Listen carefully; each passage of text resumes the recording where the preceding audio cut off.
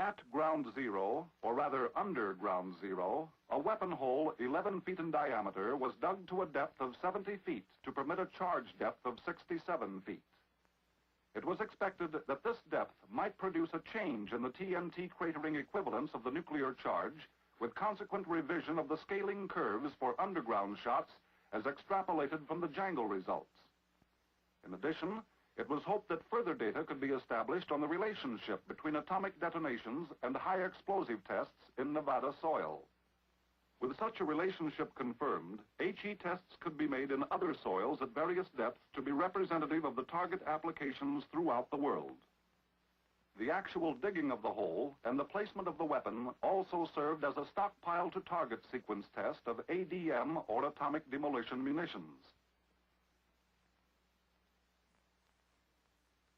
ADM would have great use in barrier systems or retardation operations to destroy airfields, dams, bridges, tunnels, mines, underground structures, or to create large craters as obstacles.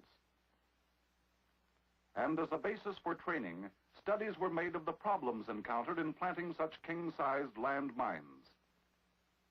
Estimates of the time required to hole out such a device were substantially confirmed. Secondary objectives of the underground shot were to obtain additional data on fallout and residual radiation, base surge, ground shock and air blast, and earth shock loading. Studies of radiation on this shot were especially significant because of the immense amounts of soil that would be contaminated and dispersed over the surrounding terrain, both from the base surge and fallout. Collectors and samplers, badges and dosimeters were set out before the burst at locations predetermined by the wind forecast. Those in hot areas were set out on trailers attached to long lengths of cable so they could be hauled out safely.